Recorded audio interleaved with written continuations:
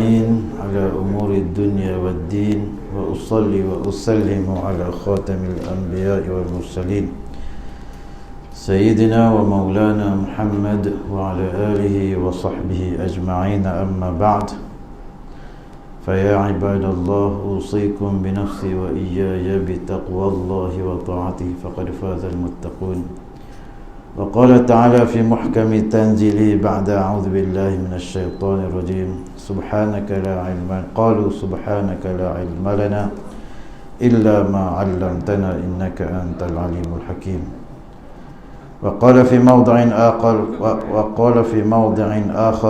وقال رب اشرح لي صدري ويسر لي أمري واحلل عقدة من لساني يفقه قولي.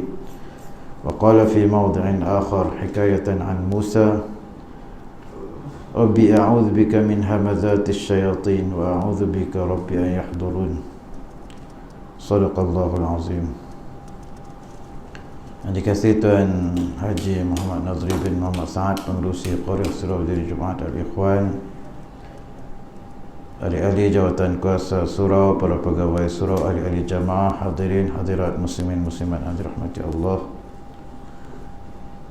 Marilah sama-sama kita iftitah majlis kita pada pagi ini dengan bacaan Ummul Kitab Al-Fatihah.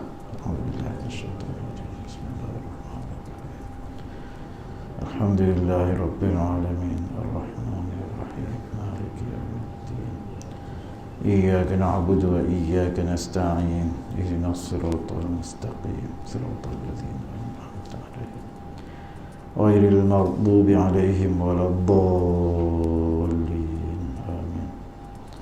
Alhamdulillah, pertama-tamanya kita panjatkan seluruh tasyakur kehadirat Allah Subhanahu wa taala di atas segala limpahan nikmat dan kurnia. Moga-moga Allah Subhanahu wa taala berkenan menjadikan kita dalam golongan orang-orang yang mendapat rahmatnya, mendapat petunjuknya dan juga taufiknya. Salawat dan salam kita aturkan kepada baginda Nabi sallallahu alaihi wasallam, ahli keluarga baginda dan juga para sahabat sekalian. Hadirin hadirat muslimin muslimat yang dirahmati Allah, pada pagi ini kita sambung muzakarah kitab Penawar Bagi Hati yang dikarang dan dihimpunkan dia oleh Syekh Al-Alim Al-Allamah Abdul Qadir bin Abdul Muttalib Al-Indonesi Al-Mandili rahmatullahi alaih, dan kita sambung muka surat 98. Betul? Kat mana?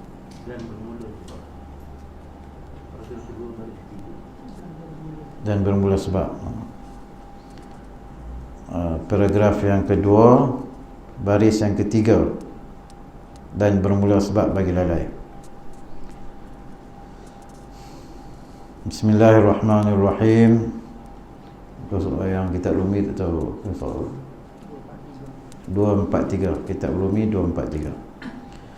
Bismillahirrahmanirrahim. Qala Syekhul Musannif rahimahullahu ta'ala, nafa'ana Allahu bihi wa bi'ulumihi fid darain amin. Dan bermula sebab bagi lalai daripada mati itu, panjang angan-angan. Dan bermula sebab maksudnya dan ketahui olehmu bahawasanya bermula sebab. Dia panggil waw tu waw, dan tu dan ataf. Waw dan tu dalam bahasa Arab waw lah, waw. Wa sababu dzalika, kalau dalam bahasa Arab wa sababu dzalika bermakna wa'lam bi anna sababa dzalika. Dan tu ambil daripada ketahui olehmu. Olehmu siapa? Penuntut ilmu. Penuntut ilmu ni siapa? Kita. Jadi kita nak mari semayang ni, kita niat apa? Kalau niat datang semayang saja, dapat niat datang semayang saja. Jadi niatnya ialah kita datang nak menuntut ilmu. Sama dengan saya pun, walaupun saya duduk di depan, niat saya bukan mengajar ilmu, niat saya juga untuk menuntut ilmu. Moga-moga Allah Subhanahu Wa Taala tambah daripada apa yang kita bagi. Jadi kenapa niat menuntut ilmu? Sebab Nabi sallallahu alaihi wasallam sebut bahwasanya orang yang menuntut ilmu itu man salaka tariqan yaltamisu fihi ilman salakallah, ataupun dalam riwayat sahhalallahu lahu tariqan ilal jannah. Siapa yang berjalan menuntut ilmu, Allah Subhanahu Wa Taala buka pada dia jalan menuju ke syurga. Dalam riwayat yang lain disebut Allah permudahkan bagi dia jalan untuk ke syurga. Sebab syurga itu nak masuk memang kena ada ilmu selain daripada amal. Kalau amal tidak ada ilmu, itu ditolak, seperti mana kata Syekh Ruslan dalam matan Zubat, wa kullu man bi ghairi ilmin ya'malu a'maluhu mardudatun la tuqbalu. Siapa yang beramal, dan setiap orang yang beramal tanpa ilmu, maka amalannya mardudatun, ditolak, la tuqbalu, tidak diterima. Jadi nak beramal kena ada ilmu. Tapi pelik kadang-kadang orang kita, dia lebih penting yang lain lagi daripada ilmu. Ni kita duduk ni dalam majlis ilmu. Dalam majlis ilmu ni Nabi SAW sebut raudhatun min riyadil jannah. Sahabat tanya, Nabi kata, kamu ni bila jumpa taman syurga, duduk, singgahlah duduk. Jadi maknanya kalau lalu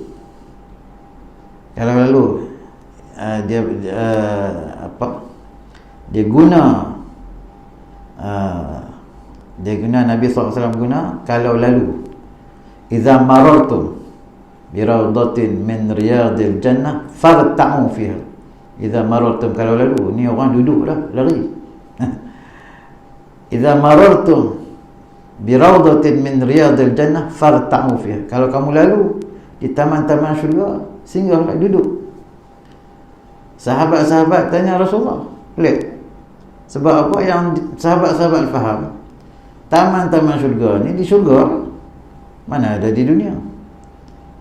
Jadi sahabat-sahabat tanya balik kepada baginda Nabi SAW, adakah di sana, adakah di sini ni ada taman-taman syurga? Di dunia ni ada ke taman-taman syurga? Nabi kata, hilaquz zikri, wa fi riwayatin majalisul ilmi, wa fi riwayatin majalisul zikri. Jadi banyak riwayat, tapi riwayat tu lebih kurang makna sama. Ada riwayat yang Nabi sebut hilaquz zikri, halaqah zikir. Ada riwayat yang Nabi sebut majalisul ilmi, majlis ilmu. Ada yang riwayat Nabi sebut majalisul zikri, majlis zikir. Kalau kita cek boleh, apa yang makna yang substance, apa makna yang padu kepada kepada jawapan Rasulullah ni. Hilaquz zikri, halaqah zikir, majlis ilmu, majlis zikir. Maknanya menang dekat majlis ilmu.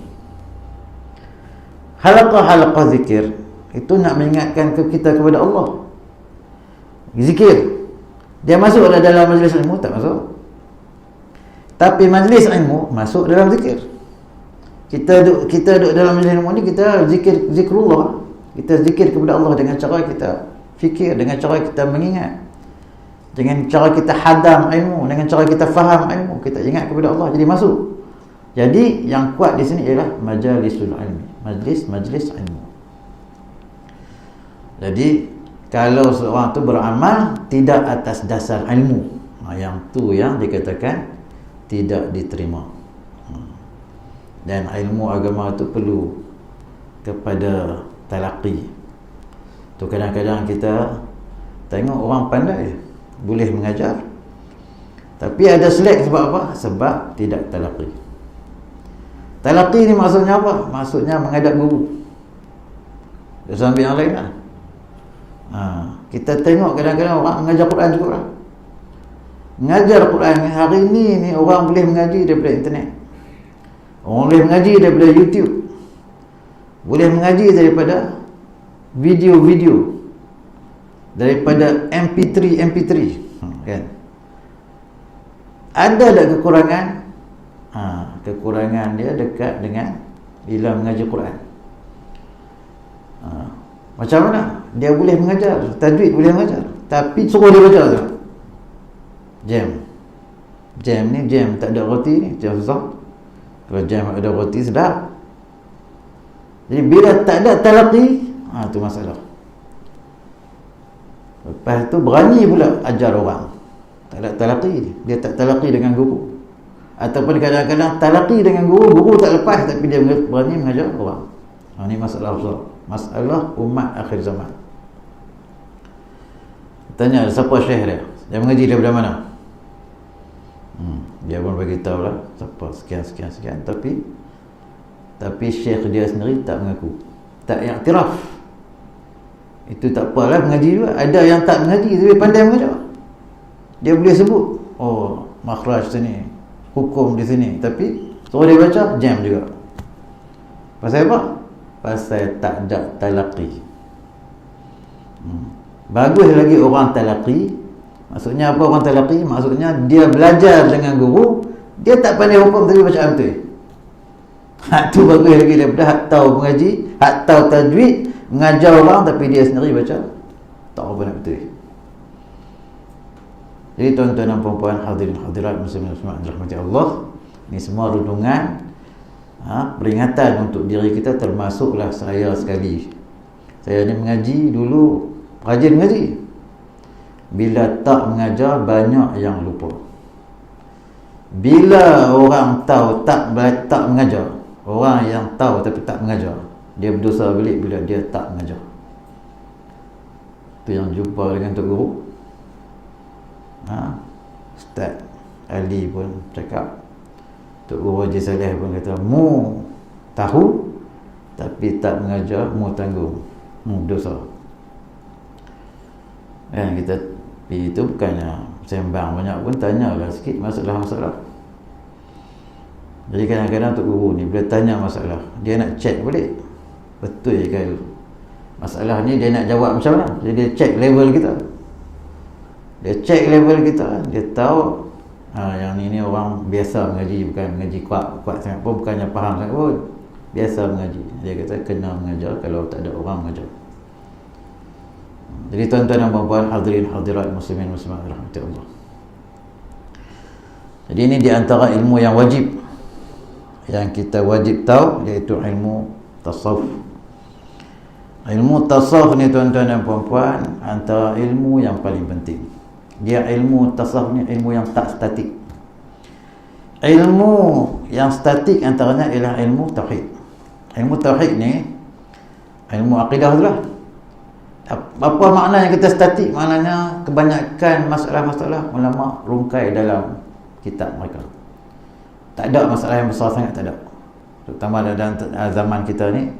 Kalau ada pun orang yang campur dengan non-Muslim. Tapi kalau ikut ataupun lihat persekitaran kita dalam Tanjung Malim ni, boleh basic ilmu tauhid yang macam dengan kita duk bagi ni, Ustaz Azhar ada di sini, Ustaz Ayub ada di sini, itu saya ingat sudah cukup. Tapi kena faham lah sifat-sifat 20 tu kan. Kena ikut lah kuliah tu bagi faham betul-betul sifat-sifat Tuhan, jangan bagi ada syubhat. Dia ilmu tauhid tak boleh ada syubhat. Jangan menjisimkan Tuhan, jangan tasbih Tuhan, jangan samakan Tuhan dengan makhluk, jangan jisimkan Tuhan seperti makhluk. Jadi kalau kena mengaji, kalau tak faham saya cakap ni, kena mengaji, kena faham, kena masuk kelas tajwid, kena masuk kelas tauhid, dia ilmu tauhid. Kalau siapa yang kata sifat 20 tu tak wajib, yang tu masalah besar tu. Kalau boleh jangan mengaji dengan orang macam tu. Kita pun tak panggil. Kalau ada orang yang mengajar dalam surau ni yang kata sifat 20 tak wajib, insya-Allah kalau saya tahu, kita akan duduk bincang dengan Tuan Pengerusi, dengan setiausaha kita di sini, Tuan Haji Basir, dan juga yang lain-lain. InsyaAllah kita tak akan bagi dia mengajar di sini. Pasal apa? Itu sesat tu. Mana boleh kata tak wajib sifat 20? Tak wajib kata Tuhan tu ada, Tuhan tu berkuasa, Tuhan tu mendengar, Tuhan tu berkata-kata. Mana boleh cakap tu? Maknanya cakap atas dasar kejahilan, jadi jahil tak boleh lah mengajar, kena mengaji je. Itu ilmu tauhid. Ilmu fiqh ni pun kebanyakan masalah-masalah kita Yang basic-basic ni kalau kita faham, yang basic-basic ni cukup lah. Yang basic-basic maksud dekat mana? Yang basic-basic dekat semayang. Semayang tu kena kemas tu. Semayang tu kena kemas dekat mana? Semayang tu kena kemas dekat rukun-rukun semayang. Kena faham sungguh rukun-rukun semayang, kena jaga sungguh rukun-rukun semayang. Ada berapa rukun-rukun semayang? Ada 17. 17 semua rukun-rukun semayang. Rukun-rukun semayang tu pecah berapa pula? Pecah kepada rukun qauli, pecah kepada rukun fi'li, pecah kepada rukun qalbi. Jadi kena faham elok. Yang tu cukuplah, yang jaga yang tu. Jaga yang rukun-rukun tu. Lepas tu ada sikit bab apa ni, yang membatalkan sembahyang.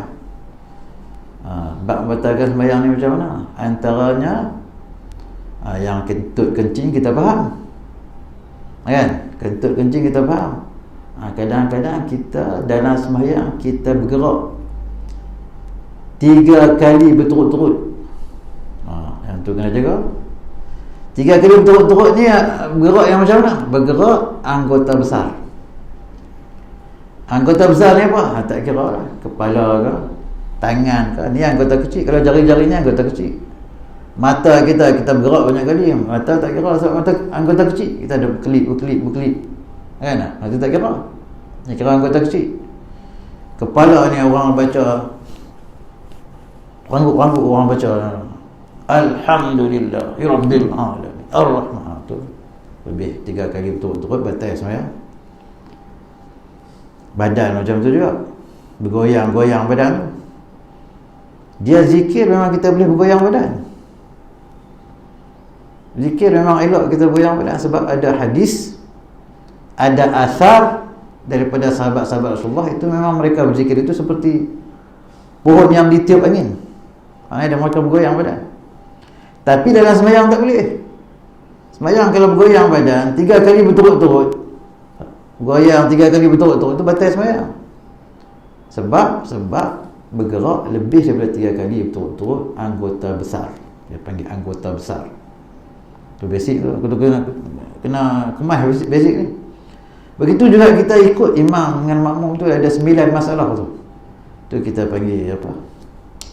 Ustaz Abdul Aziz.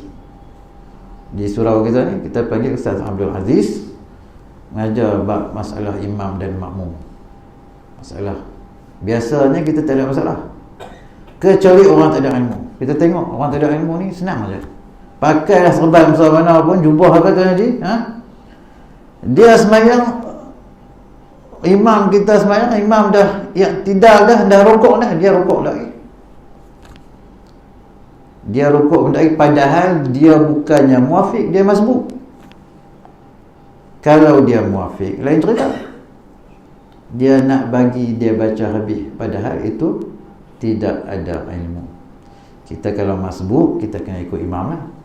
Kan, imam rukuk, kena rukuk lah. Walaupun kita tak habis lagi bacaan. Walaupun tengah baca ihdinas siratal mustaqim, tak habis lagi, tak baca siratal ladzina lagi. Imam dah rukuk, kita masbuk. Maksudnya apa kita masbuk? Kita tak ada masa. Ketika kita berdiri dalam rakaat tersebut, kita tidak ada masa untuk baca Fatihah, bacaan pertengahan. Tak ada masa. Kita masbuk. Jadi kita kena rukuk dengan imam. Tak sempat rukuk dengan imam.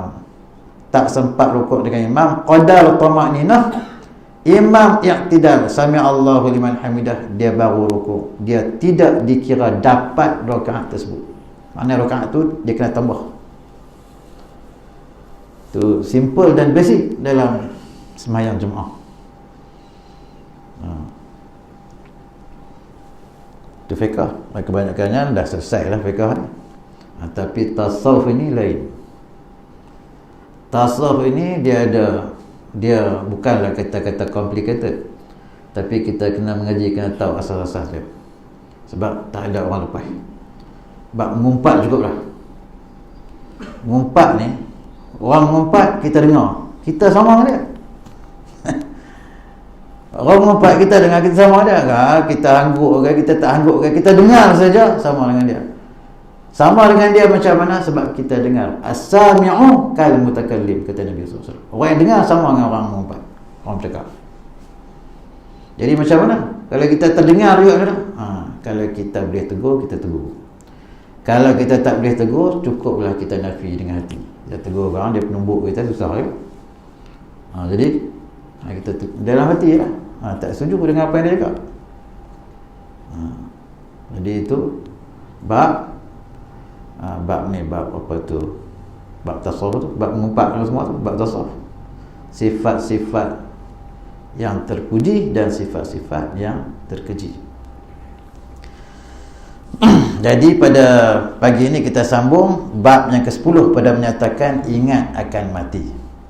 Bab yang ke-10 daripada 10 bab, yang terakhir daripada 10 bab pada menyatakan ingat akan mati. Ingat akan mati makna juga yakin dengan kematian.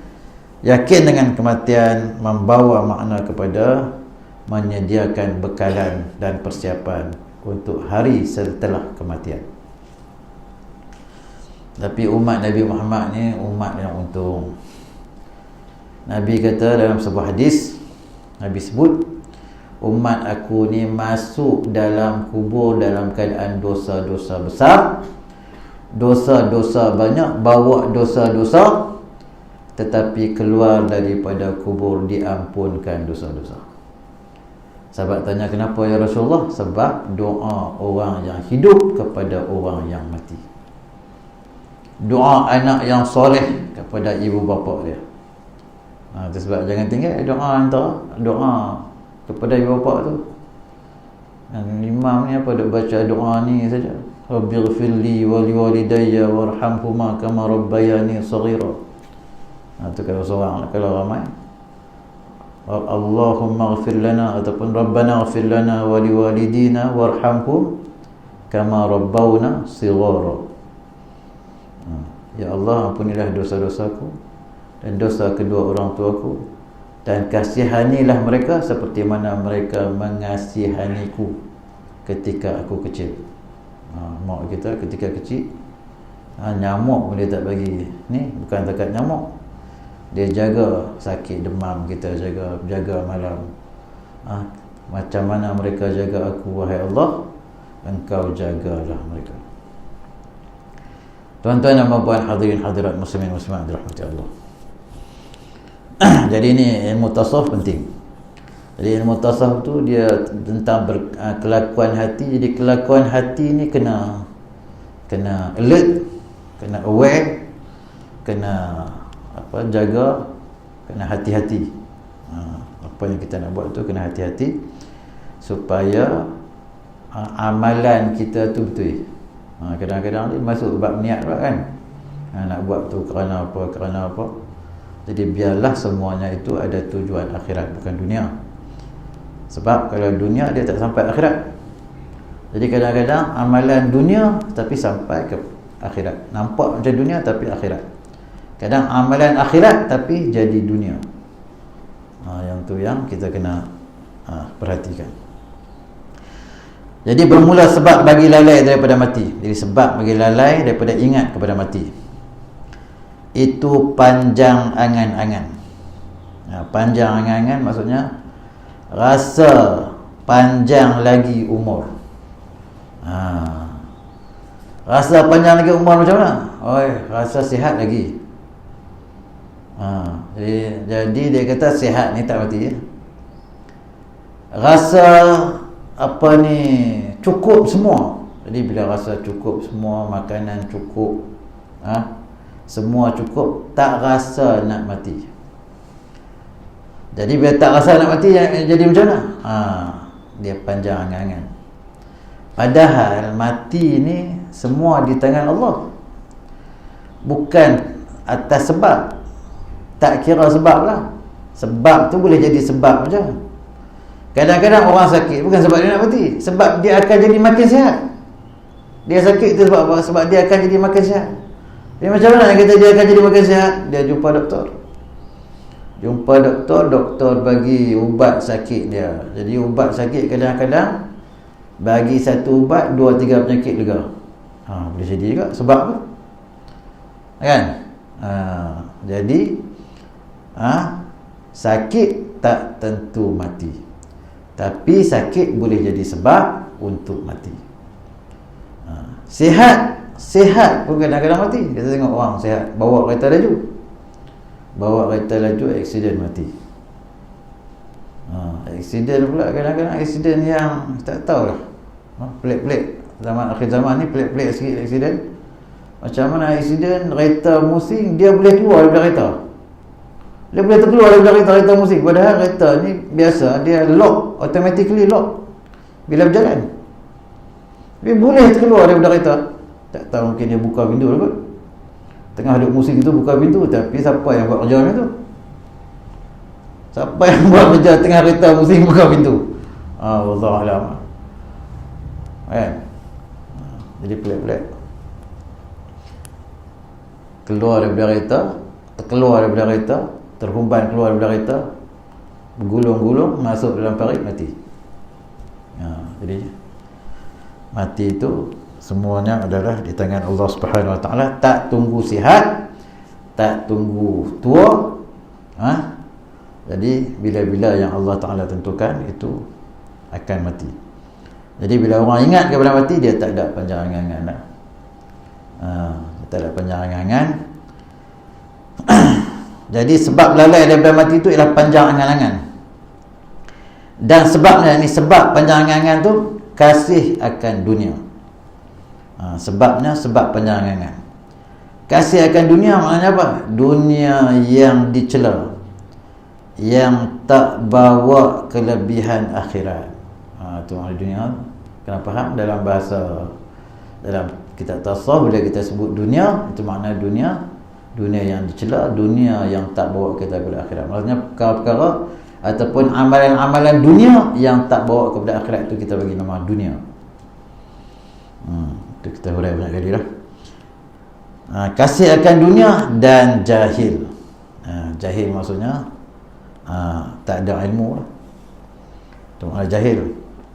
Jahil ni ada dua jenis jahil. Yang pertama jahil disebut oleh para ulama jahil basit. Yang keduanya ialah jahil murakkab. Jahil basit bukan basir, basit. Jahil basit. Basit dia pun nama Tuhan juga. Al-Basit. Al-Basit. Jahil basit ini maksudnya ialah dia ni jahil. Orang ni dia jahil, tapi dia tahu kata dia jahil. Jadi la yanbaghi lil jahili an yaskuta min jahlih.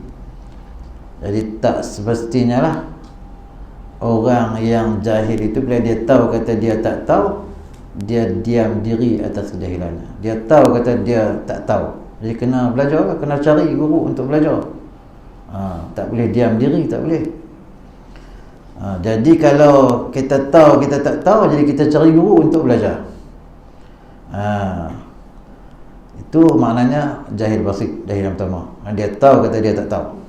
Dia tak tahu, tapi bagusnya dia tahu kata dia tak tahu dan dia cari guru untuk belajar. Itu bagus.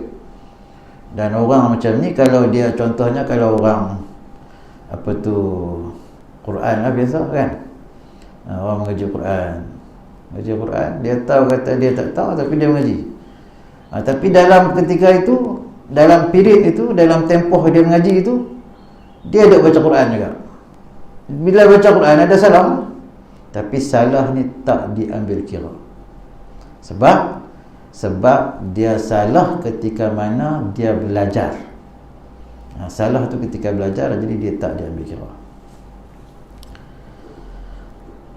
Yang kedua dia panggil jahil apa? Jahil murakkab. Yang ni bahaya. Yang ni tak tahu, dia tak tahu. Yang pertama tak tahu lah. Yang kedua dia tak tahu kata dia tak tahu. Duk puasa kata dia tahu. Ini bahaya, jahil murakkab. Jahil yang berlapis-lapis. Jadi kita macam mana nak bagi hilang dari sifat jahil ni? Ini yang kita kata yang pertama, ilmu fardu ain dulu. Kita utamakan ilmu fardu ain. Ilmu fardu ain itu ialah ilmu tauhid. ilmu fiqh dan juga ilmu tasawuf. Kita selesai dulu bab fardu ain, supaya kita keluar daripada kejahilan. Jadi tak masuk dalam jahil ni. Kalau tak tahu fardu ain, kalau buat benda yang wajib tanpa ilmu, amalan-amalan tanpa ilmu, yang tu yang tak boleh tu. Tu yang tertolak tu, pasal bukan atas landasan ilmu. Sabda Rasulullah sallallahu alaihi wasallam bagi Abdullah bin Umar radhiyallahu anhuma, kun fid dunya ka'annaka gharibun aw 'abiru sabilin. Artinya, jadi olehmu di dalam dunia seolah-olah engkau orang dagang atau yang lalu di jalan. Jadi olehmu maksudnya apa? Berperangai olehmu, maksudnya berakhlaklah dalam dunia ini seolah-olah engkau orang dagang. Apa makna orang dagang? Yang kita duk biasa dengar, nasi dagang. Ini orang dagang. Orang dagang ni maksudnya orang yang berkelana.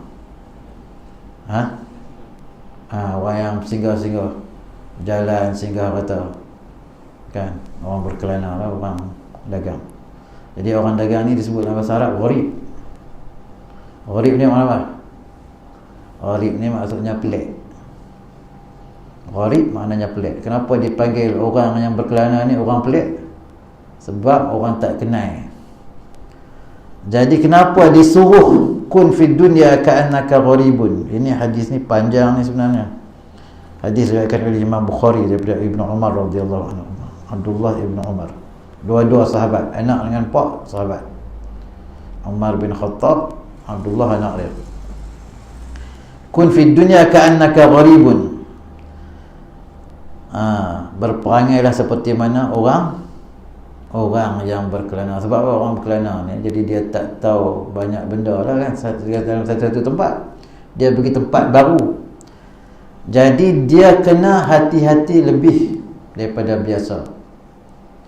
Tu yang pertama, tu makna dia yang pertama. Dia kena hati-hati lebih daripada biasa. Sebab apa? Sebab dia duduk tempat orang.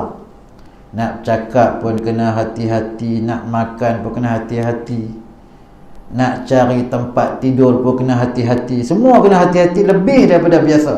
Sebab dia orang dagang, orang berkelana. Yang kedua, kenapa kena berperangai macam orang dagang? Yang kedua ialah kerana orang dagang biasanya dia akan ingat kepada tempat asal dia. Dia duduk tempat orang, jadi dia ingat tempat asalnya, rumah dia. Dia akan balik ke rumah dia.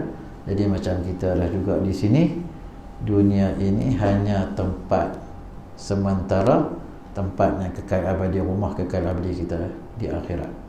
Jadi bagaimana kita nak bahagia di akhirat? Itu kena memperbanyakkan amalan. Memperbanyakkan amalan maksudnya dengan amalan yang benar, dengan akidah yang benar, insya-Allah kita selamat di akhirat. Abiru sabilin sama jugalah, ataupun orang yang lintas jalan, atau yang lalu di jalan. Macam itulah, hati-hatinya lebih. Kan? Kena tengok, kalau zaman kita sekarang kena tengoklah kiri kanan. Kalau zaman dulu lalu kot jalan ni, kena tengoklah ada penyamun ke tak ada penyamun. Jalan tu aman ke? Jalan yang mana, jalan yang macam mana. Kalau kita sekarang ni pun kena tengok juga, jalan jam apa semua kan. Dan berkata Ibnu Umar radhiyallahu anhuma, apabila engkau masuk pada waktu petang banyak, maka jangan engkau nanti akan pagi, dan apabila engkau masuk pada waktu pagi, maka jangan engkau nanti akan petang. Ini jangan bertangguh ya, amalan jangan tangguh. Dan ambil olehmu daripada masa sihat engkau bagi sakit engkau, dan daripada masa hidup engkau bagi mati engkau. Menceritakan dia oleh Al-Bukhari, maksudnya meriwayatkan kata-kata Ibnu Umar radhiyallahu anhu ini daripada Imam Bukhari. Ini makna jangan bertangguh buat kerja, jangan bertangguh buat amalan-amalan juga, jangan bertangguh. Jangan bertangguh dalam buat amalan. Kadang kita nak sembahyang duha, kan? Nak sembahyang duha, orang yang jaga sembahyang duha lah. Nak sembahyang duha. Jadi waktu sembahyang duha masuk lagi. Waktu sembahyang duha masuk dah, tapi dia kata tunggulah dulu. Sekejap baru nak sembahyang. Tunggu. Sekejap ada kerja lain pula, habis tinggal sembahyang duha. Macam tu lah juga orang nak bangun tahajud. Dia bangun dah pergi kencing, kan? Sembahyang 2 rakaat tu. Dah bangun dah. Lepas tu awal lagi nak sembahyang. Baru pukul 12, terjaga tengah malam pukul 12. Siapa nak sembahyang pukul 12? Tak apalah, mana atas sakit tak bangkit. Dah bangkit, ambil terus peluang sembahyang 2 rakaat. Ambil sembahyang 2 rakaat, tidur balik. Jadi tidur pun alhamdulillah dapat tidur dengan wuduk. Jadi jangan tangguh. Mana tahu sekali bangun sekali kepala pusing, pening pula, tak boleh sembahyang pula. Rugi tadi bangkit tak sembahyang. Dan bahawasanya setengah daripada menolong atas mengingatkan mati ziarah akan kubur, insya-Allah kita sambung lagi pada kesempatan yang akan datang. Wallahu taala a'lam bissawab. Yang baik daripada Allah Subhanahu wa taala, salah silap saya mohon banyak-banyak ampun dan maaf. وصلى الله وسلم على سيدنا ومولانا محمد وعلى آله وصحبه أجمعين. أقول قولي هذا وأستغفر الله تعالى لي ولكم ولسائر المسلمين والمسلمات. والسلام عليكم ورحمة الله تعالى وبركاته. إن شاء الله kita ada gotong royong hari ni. Berapa tu? 9, 10. 9. 9. Pekat-pekat marilah. Ada juga saya dengar kata, kita buat ni dinding ni macam mana orang sembahyang Jumaat? Ada juga dengar. Kita nak jalan-jalan ni dengar juga. Ya, macam tak setuju lah. Kita buat dinding ni macam mana orang sembahyang belakang dinding? Tak ada masalah. Orang sembahyang belakang dinding. Dia pertama, surau ni dia tak macam masjid. Kan, kadang-kadang kita tengok surau kan, ada surau yang orang perempuan dia sembahyang di bilik lain. Kan? Sembahyang bilik lain dia tutup lagi. Itu tak boleh. Tak boleh. Kalau kita tengok dalam kitab Matla'ul Badrain, tak sah sembahyang tu.